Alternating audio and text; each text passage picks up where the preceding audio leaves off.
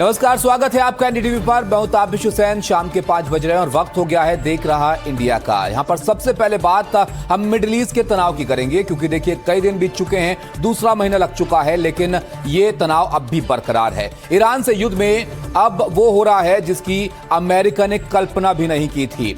Iran को नुकसान यहां पर हो ही रहा है, पर जिस तरह से ईरान हमले यहां पर कर रहा है, जवाबी कार्रवाई कर रहा है, उससे अमेरिका को जबरदस्त यहां पर नुकसान हो रहा है। अब तक आप देखिए, घायल ईरान बेपनाह हमले कर रहा है और अमेरिका के वायु योद्धाओं को उसने करारा जवाब यहां पर दे दिया है। आलम तो यह है कि अमेरिकी वायुसेना में ईरान के हमलों से खलबली मची हुई है। पिछले कुछ घंटों के दौरान ही ईरान ने हवाई सुरक्षा में दम भरने वाली अमेरिकी सेना के हवाई योद्धा को बहुत नुकसान पहुंचा दिया है, जिसे लेकर अब अमेरिका को सोचना पड़ रहा है कि आखिर ईरान में इतना दम कहां से आ गया, आखिर कैसे ईरान अमेरिका की हवाई ताकत को ललकार रहा है।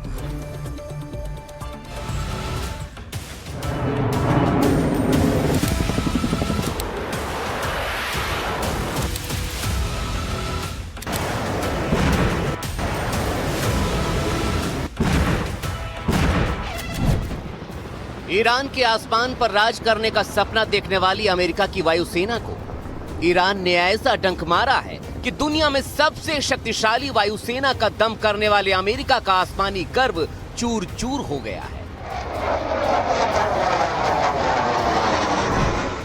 ऐसा कहने के पीछे हैं पिछले कुछ घंटों में बैटलफील्ड से आई हाहाकारी तस्वीरें, जो ये कहती हैं कि ईरान ने अमेरिका को आसमान में बहुत धोया है। अमेरिका के उस स्टील्थ होने के दावे को चकनाचूर कर दिया है जिसके दम पर वो सबसे सुरक्षित और ताकतवर फाइटर जेट और हेलीकॉप्टर्स होने का दावा करता था। उस अमेरिका की आसमानी ताकत को लेकर आज सारी दुनिया में बात हो रही है, चर्चा हो रही है और अमेरिका की लानत मलानत हो रही है। तस्वीरें बता रही हैं कि जैसा ईरान ने दावा किया है कि उसने अमेरिका के ताकतवर हवा के महायोद्धा F-15E फाइटर जेट को मार गिराया है, ये वही विमान है जिसे अमेरिका अपनी हवाई ताकत की रीढ़ मानता रहा है। अब ईरान उसे मार गिराने का दावा कर रहा है। به دنبال ادعاهای دروغین رئیس جمهور آمریکا مبنی بر نابودی کامل پدافند هوایی ایران، یک فروند جنگنده متخاصم آمریکا در آسمان مرکزی ایران توسط سامانه نوین پدافند پیشرفته هوافضای سپاه تحت کنترل شبکه یکپارچه پدافند هوایی کشور مورد اصابت قرار گرفت و منهدم شد. این جنگنده به طور کامل متلاشی شده و جستجوهای بیشتر ادامه دارد. दावा सिर्फ विमान गिराने का नहीं है, बल्कि उस शिकार को पकड़ने का भी है जो इस विमान को उड़ा रहा था। खबर है कि अमेरिकी पायलट ईरान की सरजमी पर कहीं गिर गया है। ईरान ने न सिर्फ मलबे की तस्वीरें जारी की, बल्कि स्थानीय लोगों के लिए इनाम की घोषणा भी कर दी है ताकि पायलट को पकड़ा जा सके। कोई और बोयर अहमद प्रांतीय नेटवर्क ने स्थानीय जनजातियों और ग्रामीणों से अपील करते हुए कहा है कि जो कोई भी अमेरिकी पायलट को जिंदा पकड़ेगा उसे शासन की ओर से एक कीमती और बड़ा इनाम दिया जाएगा। उधर F-15E फाइटर जेट को मार गिराने के दावे जैसे ही अमेरिकी सेना तक पहुंचे, उन्होंने बिना समय गंवाए रेस्क्यू ऑपरेशन शुरू कर दिया। अमेरिका के रेस्क्यू प्लेन और हेलीकॉप्टर आसमान पर लहराते नजर आए। रेस्क्यू ऑपरेशन में कोई कमी न रह जाए, इसके लिए रेस्क्यू प्लेन को हवा में ही रिफ्यूल किया जाने लगा। अब जहां अमेरिका हवा में अपने पायलट के लिए तलाशी अभियान चला रहा है, वहीं दूसरी तरफ जमीन पर कुछ लोग अमेरिका के पायलट को खोज रहे हैं। खुजिस्तान के बख्तियारी कबीले के लोगों का वीडियो सामने आया है, जिसमें वो कंधों पर राइफल लिए लापता अमेरिकी F-15E जेट के पायलट को खोज रहे हैं। तो दूसरी तरफ पायलट को बचाने के लिए अमेरिका ने ईरान पर हमला शुरू कर दिया ताकि पायलट को रिहा किया जा सके, दबाव बनाया जा सके। जब से अमेरिका का फाइटर जेट F-15 ईरान द्वारा गिराया गया, तब से अमेरिका में खलबली मची हुई है। पूरी उनकी कोशिश है कि जो पायलट उनके कब्जे में उसे जल्दी से जल्दी रिहा किया जाए। यही वजह है कि वो एक प्रेशर बिल्ड करना चाहते हैं और प्रेशर टैक्टिक्स के तहत उन्होंने नॉर्दर्न ईरान में एक बार फिर से बम्बार्डमेंट शुरू कर दिया है और सिविलियन इंफ्रास्ट्रक्चर और मिलिट्री इंफ्रास्ट्रक्चर को टारगेट बनाया जा रहा है। हमने पिछले कुछ दिनों से देखा कि जो जंग है सिर्फ मिलिट्री इंफ्रास्ट्रक्चर पर सीमित नहीं है, सिविलियन इंफ्रास्ट्रक्चर को भी टारगेट किया जा रहा है। इन सब के बीच अपने पायलट को रेस्क्यू करने के लिए लगाई गई अमेरिका की आसमानी टीम पर भी ईरान ने हमलों का मुंह खोल दिया। उसके बाद जो तस्वीरें आई, उन्होंने समूचे अमेरिका के आसमानी गर्व को चूर चूर करने का काम किया। रेस्क्यू करने गई टीमों पर भी ईरानी फायर हुआ। कुछ रिपोर्ट्स में हेलीकॉप्टर क्रू को चोटें आई, लेकिन वो सुरक्षित लैंड कर गए। उसी दौरान एक अमेरिकी विमान A-10 थंडरबोल्ट, जिसे वॉर्थॉग भी कहते हैं, हॉर्मुज स्ट्रेट के पास ईरानी फायर से हिट हुआ। इसका सिंगल पायलट सुरक्षित इजेक्ट हो गया और उसे बचा लिया गया। ये पहली बार है जब इस 5 हफ्ते के युद्ध में ईरान ने अमेरिकी मैन्ड कॉम्बैट एयरक्राफ्ट को सफलतापूर्वक गिरा दिया, वो भी तब जब अमेरिका पहले दावा कर रहा था कि उसने ईरान के ऊपर एयर सुपरमेसी हासिल कर ली है और उसका एयर डिफेंस सिस्टम, एयरफोर्स और नेवी तबाह हो चुकी है।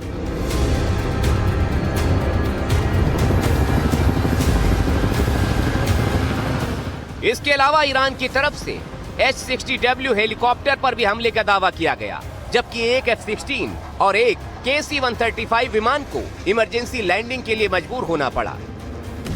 ईरान ने यहां भी दावा किया है कि उसने इन विमानों को भी हिट किया है। आखिर कैसे? ईरान के पास इतनी ताकत आखिर कहां से आई, जो ईरान पहले एक जेट को छू भी नहीं पा रहा था, वो आखिर कैसे अमेरिका को अब लहूलुहान कर रहा है? इन सवालों के बीच में ही कुवैत से भी अमेरिका के लिए एक बुरी खबर आ गई। यहाँ कैंप बुहेरिन के हैंगर में खड़ा चिनूक हेलीकॉप्टर ईरानी हमले की जद में आकर कबाड़ हो गया। एक्सपर्ट्स इसे वियतनाम युद्ध के बाद अमेरिका के लिए सबसे बड़ा हवाई नुकसान बता रहे हैं। कुल मिलाकर अमेरिका के हवाई फौलादी लड़ाकों के साथ जो कुछ भी ईरान के आसमान में हुआ है या हो रहा है, उसने अमेरिका की अभेद्य हवाई ताकत के दावे को ढहा दिया है। Bureau report, NDTV India.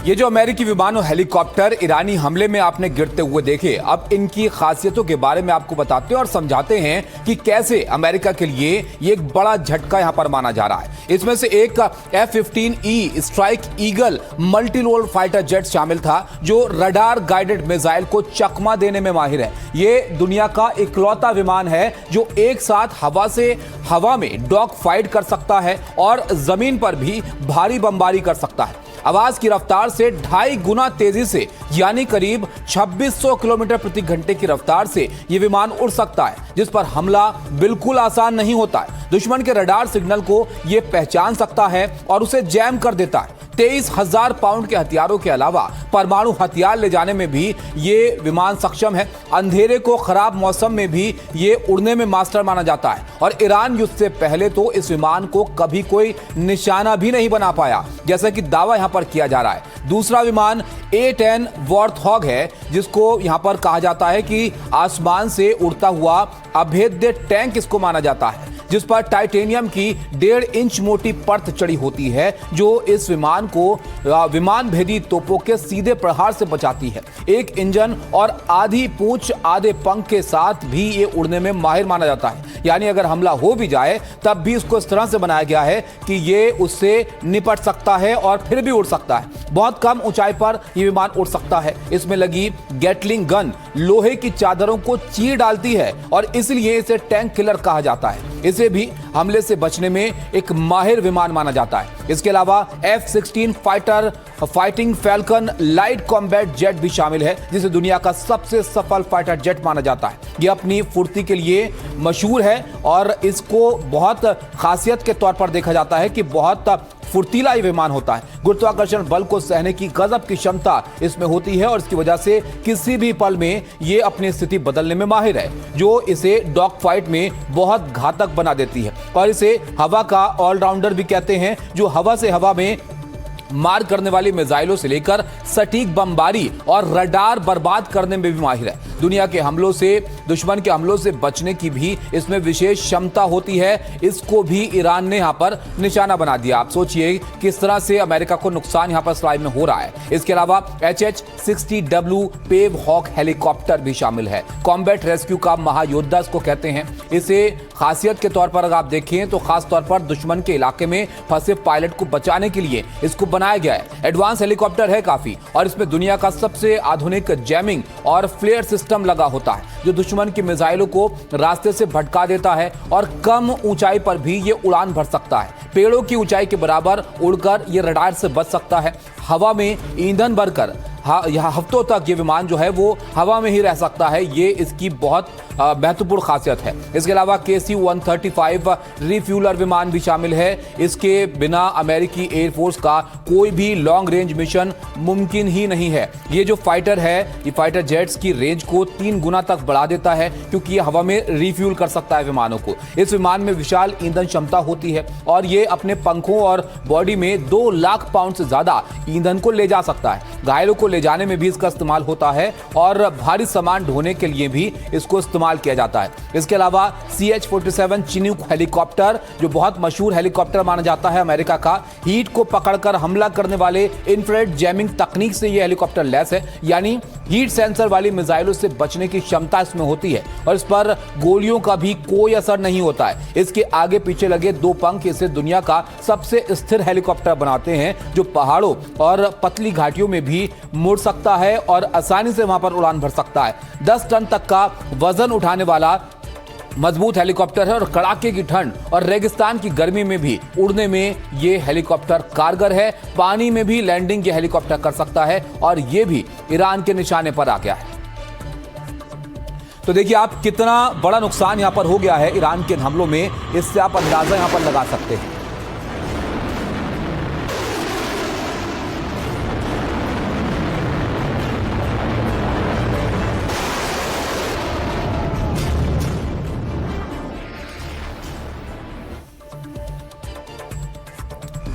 आखिर ईरान को वो अमोघ शक्ति कौन सी यहां पर मिल गई है जिसके दम पर ईरान ने अमेरिका के आसमानी शेरों के ढेर लगा दिए हैं, उसके बारे में आपको दिखाएंगे। लेकिन उससे पहले युद्ध के 36वें दिन जो तस्वीरें आई हैं वो जरा आप देख लीजिए। ईरान ने एक ही दिन में 2 अमेरिकी लड़ाकू विमानों को मार गिराने का दावा यहां पर कर दिया है। वहीं इजराइल और अमेरिका भी लगातार ईरान को निशाना बनाते हुए ताबड़तोड़ हमले कर रहे हैं। ऐसे में ये युद्ध नरम पड़ता हुआ तो बिल्कुल दिखाई नहीं दे रहा है। हर दिन इस युद्ध से जुड़ी हुई भयावह तस्वीरें सामने आ रही हैं। आज की तस्वीरें भी बहुत डरावनी हैं।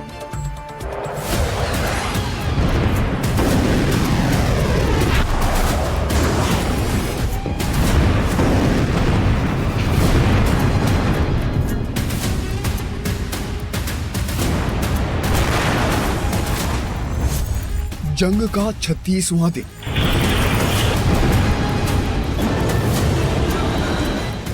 लगातार होते हमले।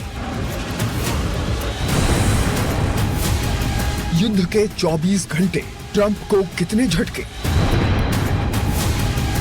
और भी विध्वंसक होता युद्ध।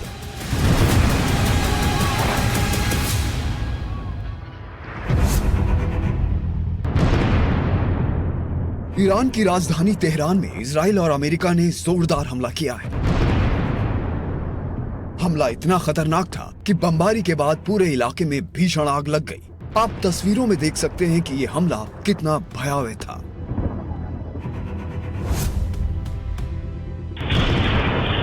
ये तस्वीरें उत्तरी इजराइल की हैं, जहां ईरान ने यह जबरदस्त हमला किया है। मिसाइल गिरने से सड़क पर कुछ इस तरह का नजारा था।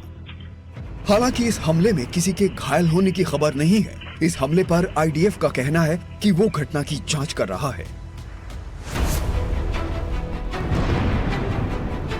दक्षिणी लेबनान में इजरायली डिफेंस फोर्सेस का हमला जारी है। IDF ने हिजबुल्लाह के 75 ठिकानों पर अटैक किया। इस हमले में 40 से ज्यादा लड़ाकू के मारे जाने का दावा किया जा रहा है।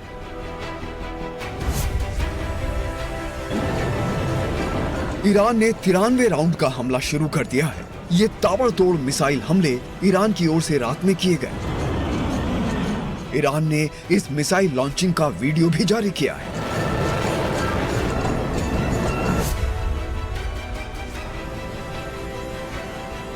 ये तस्वीरें फारस की खाड़ी में स्ट्रेट ऑफ हॉर्मुज के पास की हैं, जहां एक मछली पकड़ने वाली नाव में भीषण आग लग गई। घटना को लेकर अलग अलग दावे सामने आ रहे हैं। कहीं इंजन में खराबी तो कहीं ड्रोन हमले की आशंका जताई जा रही है।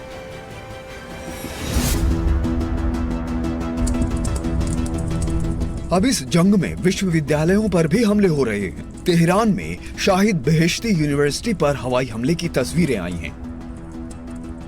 हमले के बाद आसपास फैला ये मलबा। ऐसा बताया जा रहा है कि इस हमले के वक्त एक राहगीर वहां से गुजर रहा था, जो इस हमले में घायल हो गया।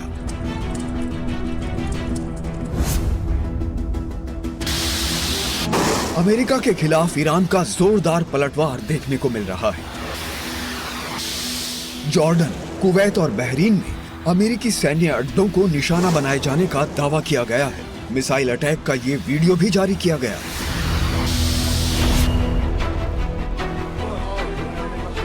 जंग की असली तस्वीर है इजराइल के कब्जे वाले इलाकों से। यहाँ ईरान ने ताबड़तोड़ मिसाइलें दाग दी। कई इलाकों में इमारतें क्षतिग्रस्त हुई हैं और धुएं के गुबार देखे गए हैं। इन हमलों के बाद हालात तनावपूर्ण हैं। राहत और बचाव टीमें मौके पर तैनात हैं।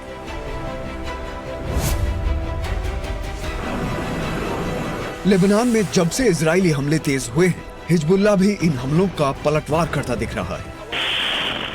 हिजबुल्लाह ने मिसाइल अटैक का वीडियो जारी किया है।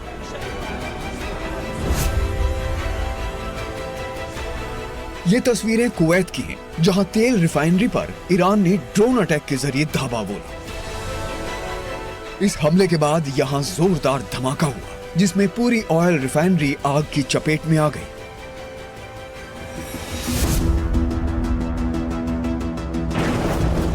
ये तस्वीर है अमेरिका के फाइटर जेट A-10 वॉर्थहॉग की, जिसे ईरान ने मार गिराने की बात कही है। ईरानी सेना ने एक वीडियो भी जारी किया है, जिसमें हमले के सबूत दिखाए गए हैं। जंग के 36 दिन बाद भी हालात संभलते नजर नहीं आ रहे हैं। ये युद्ध और भी विध्वंसक होता जा रहा है। अमेरिका, इजराइल ईरान पर ताबड़तोड़ हमले कर रहे हैं। पुलों को निशाना बनाया जा रहा है। ऐसे में इस युद्ध के खत्म होने के आसार नजर नहीं आ रहे। Bureau report, NDTV India.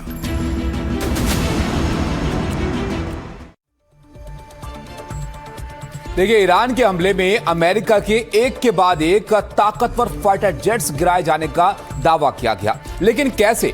आखिर ईरान के पास ऐसी ताकत आई कहां से? आपको याद होगा, जब आयतुल्लाह खमेनी पर हमला हुआ था, उस समय सैकड़ों फाइटर जेट ईरान के आसमान पर मंडरा रहे थे, लेकिन ईरान एक भी फाइटर जेट को निशाना नहीं बना पाया था। और कुछ दिनों पहले तक भी यही हाल था, लेकिन अब वो अमेरिका के अभेद्य माने जाने वाले फाइटर जेट को निशाना बना रहा है। तो फिर आखिर कैसे? वो कौन सी अमोघ शक्ति है जिसने ईरान को इतना घातक बना दिया है, जिसके दम पर ईरान अमेरिका के लिए सिरदर्द बन गया है?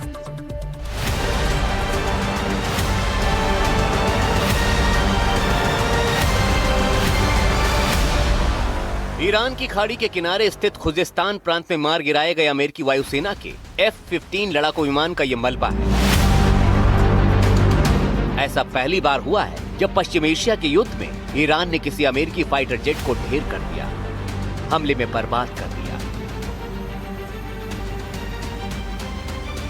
सबसे बड़ा सवाल यह है कि ईरान ने अमेरिका के अत्याधुनिक चौथी पीढ़ी के लड़ाकू विमान को आखिर टारगेट कैसे किया? कैसे उसने अमेरिका के गर्व माने जाने वाले F-15E जैसे घातक विमान को निशाना बना दिया, जो अब तक अभेद्य था, जिस पर कभी कोई हमला ही नहीं कर पाया था? आखिर उस पर अब हमला कैसे हो गया?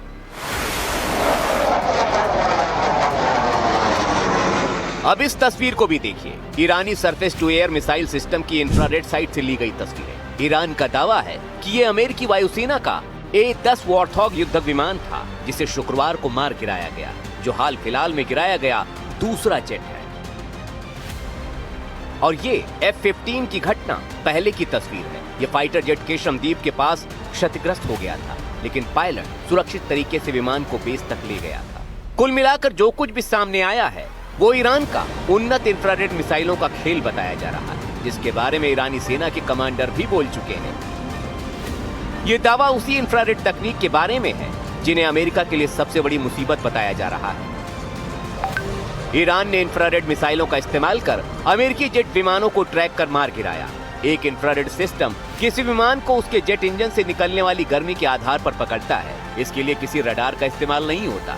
इंफ्रारेड सिस्टम गर्मी के स्रोत पर लॉक करता है।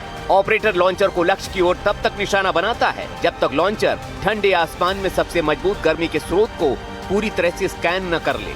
एक बार लॉक हो जाने के बाद सिस्टम उस चलती हुई गर्मी की पहचान को ट्रैक करता है और मिसाइल को सटीक दिशा में भेज देता है। मिसाइल गर्मी के स्रोत को इंटरसेप्ट करती है। माना जा रहा कि ईरान का स्वदेशी Majid surface to air missile system इन हमलों में इस्तेमाल किया गया होगा। किसी विमान की गर्मी को पहचान कर उसे निशाना बनाना कोई नई तकनीक नहीं है, लेकिन जो कुछ नया है वो ईरान के इंफ्रारेड सीकर की गुणवत्ता है। अगर विमान कम ऊंचाई पर उड़ रहे हों तो ये इंफ्रारेड मिसाइल सिस्टम लड़ाकू विमानों और ड्रोन को ट्रैक कर उन्हें नष्ट करने की कोशिश कर सकते हैं। इनका सबसे बड़ा फायदा ये पूरी तरह से खामोशी से काम करते हैं, क्योंकि इनमें रडार शामिल नहीं होते। दूसरी ओर surface to air missile system के रडार, जैसा कि आप यहाँ देख रहे हैं, उनके अपने फायदे और अपना सामर्थ्य होता है। ये सिस्टम ज्यादा दूरी पर और अधिक ऊंचाई पर उड़ रहे विमानों को मार गिराने में अधिक सक्षम होते हैं, लेकिन जिस पल आप रडार स्विच ऑन करते हैं आप खुद भी पकड़े जा सकते हैं और फिर हमले का लक्ष्य बन सकते हैं। इंफ्रारेड सिस्टम के साथ ऐसा नहीं होता। इन्हें पैसिव सिस्टम कहा जाता है और ये खास तौर पर कम ऊंचाई पर उड़ रहे विमानों और ड्रोन को इंटरसेप्ट करने में सबसे ज्यादा सक्षम होते हैं, जहां लक्ष्य के पास बचाव के लिए बहुत कम समय होता है। और माना जा रहा है कि रडार से इतर उसी भेजे गए हमलों को परखने में अमेरिका के विमान नाकाम हो रहे हैं और ईरान का शिकार बन रहे हैं। अब इस खतरे से अमेरिका तुरंत कैसे निपटेगा, देखना होगा। Bureau report, NDTV India.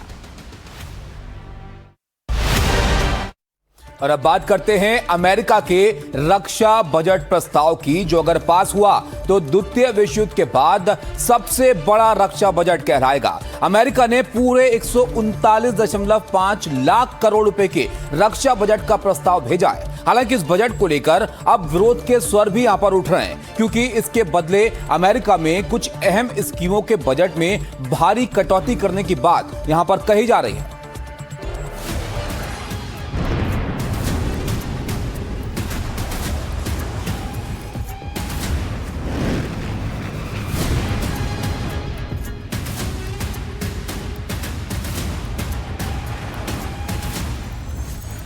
Trump का ताकतवर बजट।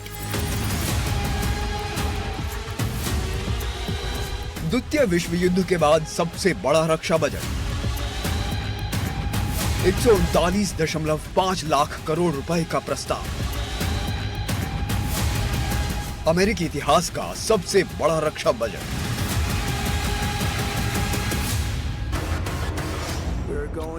ईरान के साथ चल रहे युद्ध ने अमेरिका का बजट बिगाड़ दिया है, क्योंकि अमेरिकी राष्ट्रपति डोनाल्ड ट्रंप ने अगले साल के लिए अमेरिका के रक्षा बजट में भारी बढ़ोतरी की मांग की है। व्हाइट हाउस ने कांग्रेस को एक प्रस्ताव भेजा है, जिसमें मिलिट्री बजट को 42% बढ़ाकर $1.5 ट्रिलियन कर दिया गया है, यानी 139.5 लाख करोड़ रुपए। अमेरिकी संसद को अगले साल के लिए इस रक्षा बजट का प्रस्ताव भेजा गया है। अगर ये प्रस्ताव पास होता है तो द्वितीय विश्व युद्ध के बाद अमेरिकी सैन्य खर्च में ये अब तक की सबसे बड़ी बढ़ोतरी होगी। बीते साल के रक्षा बजट के मुकाबले ये 42% ज्यादा है। $1.5 ट्रिलियन यानी 139.5 लाख करोड़ रुपए का प्रस्ताव भेजा गया है। इस मांग का एक मुख्य कारण है ईरान के साथ चल रहा युद्ध। युद्ध की वजह से हथियारों के स्टॉक खत्म हो रहे हैं। ईरान के साथ चल रहे युद्ध में अमेरिका का रक्षा खर्च बहुत बढ़ गया है। इस तरह से दूसरे विश्व युद्ध के बाद ये अब तक का सबसे बड़ा रक्षा बजट होगा। लेकिन इस भारी भरकम बजट के लिए कांग्रेस से मंजूरी लेनी पड़ती है और कांग्रेस में इस प्रस्ताव पर राजनीतिक मतभेद साफ नजर आए।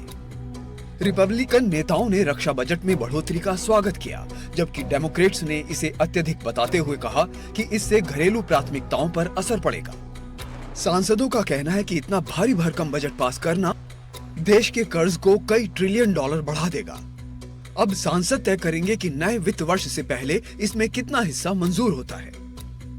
ट्रंप का ये बजट प्रस्ताव रक्षा के लिए तो ताकतवर है, लेकिन इसकी वजह से अमेरिकी घरेलू योजनाओं पर असर पड़ सकता है।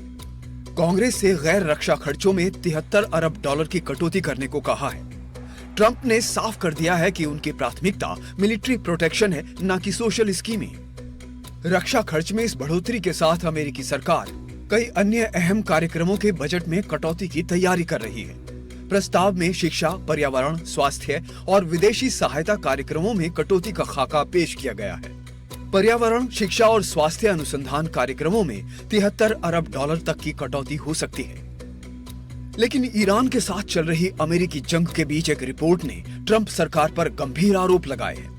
रिपोर्ट में ऐसा कहा गया है कि अमेरिकी फौज को भारी नुकसान उठाना पड़ रहा है।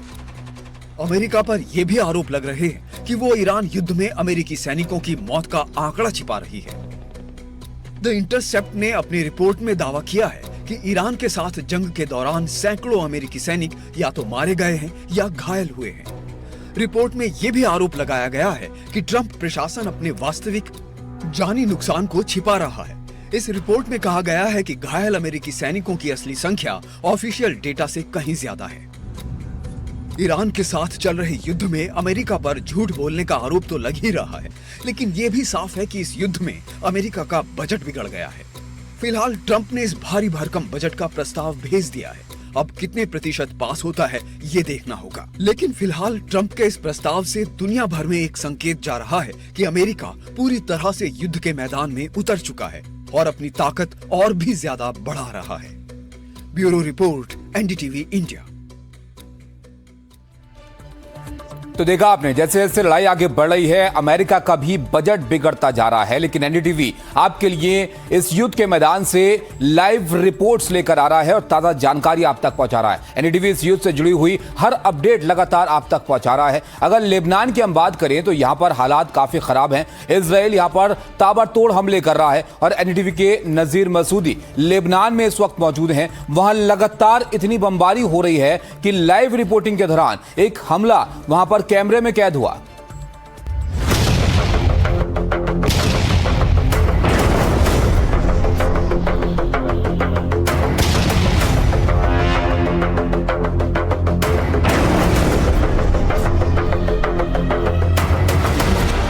लेबनान इजराइल सीमा पर मौजूद हमारे सहयोगी नजीर मसूदी जब लाइव रिपोर्टिंग कर रहे थे तो एक हमला उनके कैमरे में भी कैद हो गया। उनकी रिपोर्टिंग के वक्त इजराइल ने बमबारी की। ये वही इलाका था जहां इजराइल ने हमले करके पुल भी तबाह किए थे। I'm at Mashgara and Somor near Lebanon-Israel border, and Israel has here destroyed bridges and it is still bombing. Here, look at just one bomb has fell here right now, just here.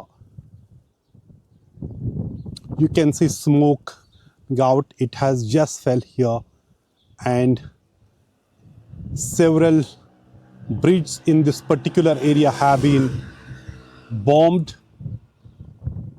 Several bridges have been bombed here, and they are trying to isolate this area to ensure that to capture this area and turn it into a security buffer zone. I'm again showing you this area number one, here the bomb which has just fell here. ये जो छोटी सी ये जो टेलें लग रहे हैं आपके छोटे से पहाड़, ये लेबनान का बॉर्डर है और उसके आगे जो है इज़राइल है। और यहाँ सवेरे से ही इस वक्त इज़राइल यहाँ कई जगहों पे अटैक किए, यहाँ ब्रिज को तबाह किया गया ताकि इस पूरे इलाके को, इस पहाड़ी इलाके को अलग करके इसे इज़राइल का हिस्सा बनाए या सिक्योरिटी बफर जोन बनाया जाए। यहाँ से जो पूरी आबादी वो पलायन कर चुकी है डर की वजह से, क्योंकि बार बार यहाँ बम गिरते हैं, किसी को मालूम नहीं क्या गिरेगा। ये वेस्ट ऑफ बेका वैली है और कल बेका वैली में एक मस्जिद पे भी हमला हुआ जहाँ 2 नमाज पढ़ने वाले मारे गए, 15 के आसपास ज़ख्मी हुए हैं। तेर में भी कई लोग मारे गए हैं, वहाँ कई एक हमले हुए।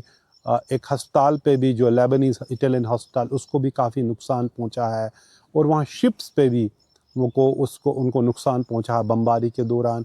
एक बहुत ही इंतहाई गंभीर सूरत हाल है यहाँ साउथ लेबनान में, जहाँ भी आप देखो खौफ का मंजर है, गन गरज है, धमाकों की आवाज़ है, हर तरफ जैसे कहीं मौत का साया है, तबाही का साया इस पूरे इलाके पे फैला है। और दोबारा मैं आपको दिखाऊं, ये है ये इलाका जहाँ ये पुल को तबाह किया गया ताकि इस पूरे यहाँ इस इलाके में को अलग करके इसे एक सिक्योरिटी बफर जोन बनाया जाए।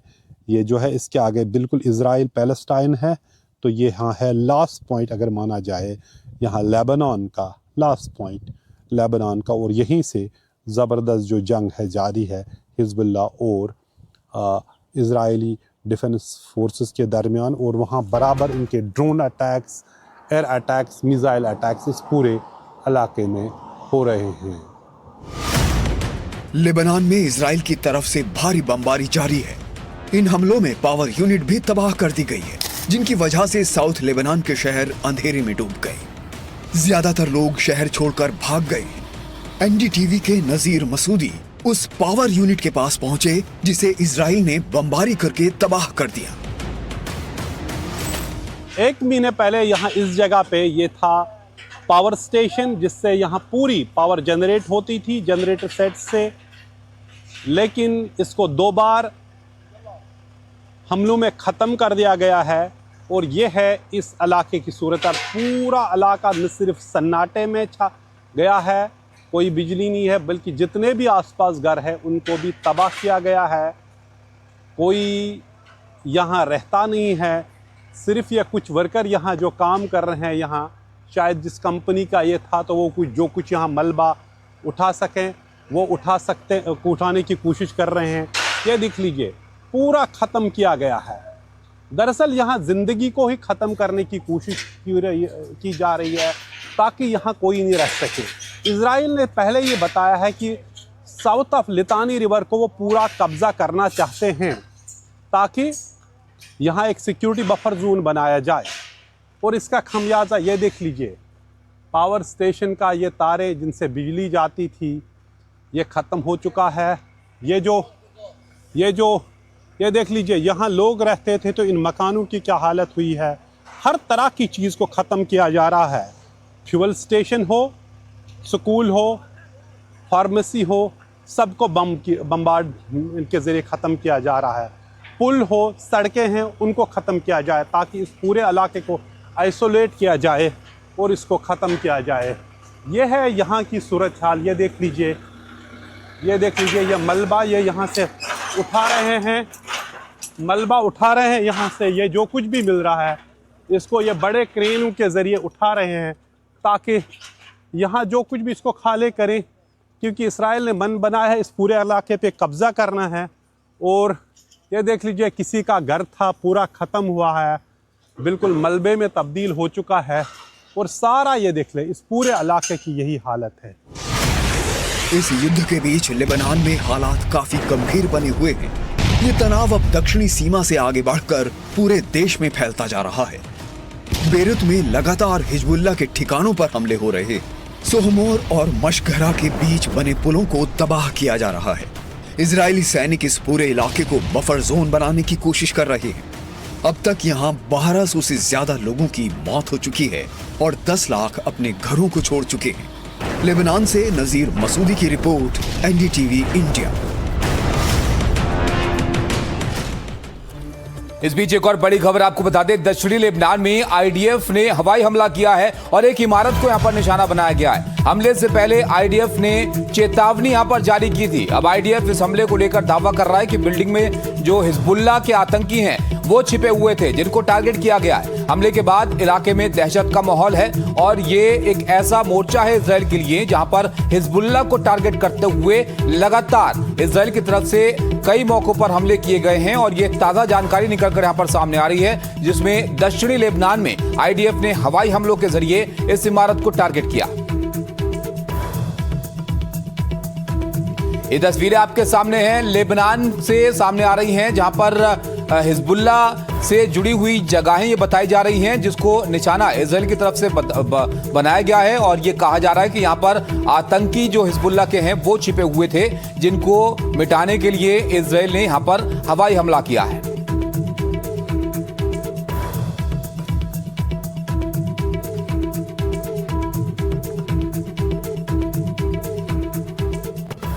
अब एक और बड़ी खबर आपको बता दें, ईरान के बुशहर न्यूक्लियर प्लांट के पास हमले को लेकर ईरान के विदेश मंत्री अब्बास अराक्ची ने तीखी प्रतिक्रिया दे दी है। उन्होंने कहा कि क्या आपको यूक्रेन के ज़पोरिजिया न्यूक्लियर पावर प्लांट के पास हुए हमले को लेकर पश्चिमी देशों की नाराजगी याद है? इजराइल और अमेरिका ने हमारे बुशहर स्थित प्लांट पर अब तक 4 बार बमबारी की है। अराक्ची ने आगाह करते हुए कहा कि रेडियो एक्टिव रेडिएशन से खाड़ी देशों की राजधानियों में जीवन समाप्त होगा। तेहरान में नहीं, हमारे पेट्रोकेमिकल उद्योगों पर हमले भी असल मकसद को दिखा रहे हैं। तो अब्बास अरागची ने इन हमलों को लेकर सीधा निशाना साध दिया है अमेरिका और इजराइल के ऊपर कि उनकी मंशा क्या है, इसको दुनिया यहां पर देखे।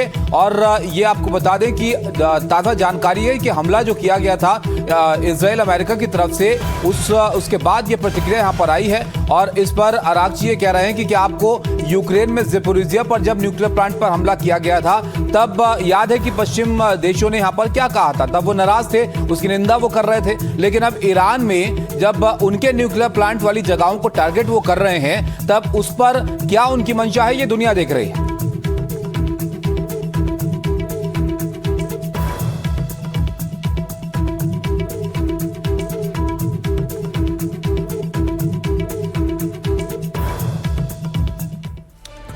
देखिए, एनडीटीवी युद्ध क्षेत्र से आपके लिए लगातार तस्वीरें और जानकारियां लेकर आ रहा है। एनडीटीवी युद्ध क्षेत्र इजराइल में भी मौजूद है और यहां भी ईरान की तरफ से लगातार मिसाइलें दागे जा रही हैं। सेंट्रल इजराइल के रमत गान में एक घर को भारी नुकसान पहुंचा। क्लस्टर बम से यहां पर हमला हुआ और जो पूरा आवासीय ढांचा था वो इस हमले के बाद पूरी तरह से तहस नहस हो गया।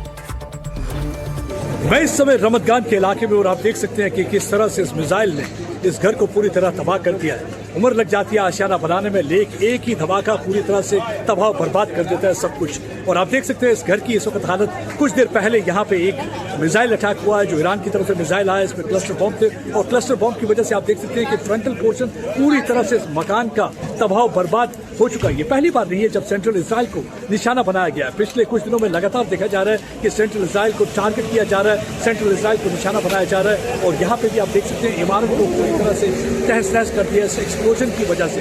और यहाँ पे आप देख सकते हैं कि यहाँ पे रेस्क्यू टीम इस वक्त मौजूद है, रेस्क्यू का कार्य चल रहा है। जो परिवार के सदस्य उस समय अंदर थे उनको वहाँ से निकाला गया है।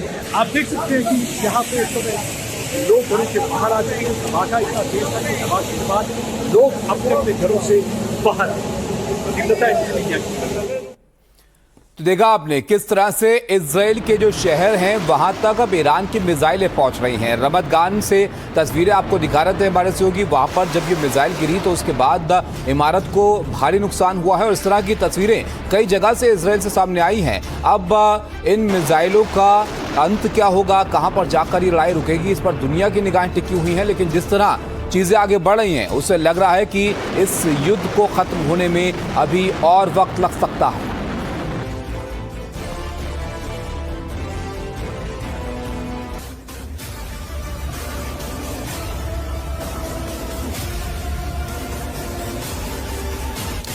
देखिए, ट्रंप हर दूसरे दिन ईरान को मिटा देने की धमकी देते रहते हैं। उनकी धमकी के बीच अब ईरान ने भी अमेरिका को घातक धमकी दे दी है। साफ कह दिया है कि अगर अमेरिका और ट्रंप नहीं माने तो ईरान अमेरिकी लोगों के लिए बूचड़खाना तैयार कर देगा, यानी बड़े पैमाने पर लोगों को मारना शुरू कर देगा। इतना ही नहीं, ईरान की तरफ से कहा गया है कि अगर अमेरिका ने गलती से भी ईरान में बूट्स ऑन ग्राउंड ऑपरेशन के बारे में सोचा तो अमेरिका के लोग सेना में भर्ती होना छोड़ देंगे।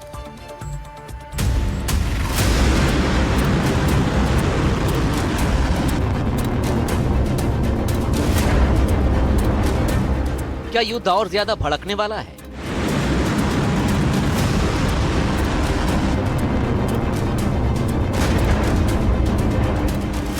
क्या युद्ध अपने सबसे घातक मोड़ पर पहुंचने वाला है? क्या ईरान युद्ध में सबसे बड़ी तैयारी में जुटा है?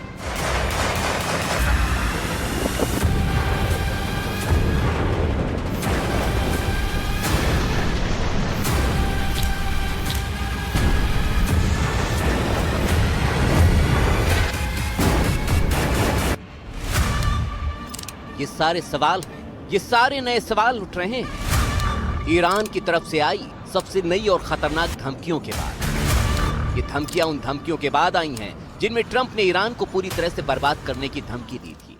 From the very first day I announced my campaign for president in 2015, I have vowed that I would never allow Iran to have a nuclear weapon. This fanatical regime has been chanting death to America, death to Israel for 47 years. Their proxies were behind the murder of 241 Americans in the Marine barracks bombing in Beirut, the slaughter of hundreds of our service members with roadside bombs. For these terrorists to have nuclear weapons would be an intolerable threat. The most violent and thuggish regime on earth would be free to carry out their campaigns of terror, coercion, conquest, and mass murder from behind a nuclear shield. Trump ने इसके अलावा धमकाया था कि Iran को पाषाण युग में भेज देंगे। जवाब में ईरान बोला है, हम अमेरिका को उससे पहले के युग में भेज देंगे। इस संदेश को ईरान ने सेना के वीडियो के साथ भेजा है। उसकी तस्वीरें देखिए।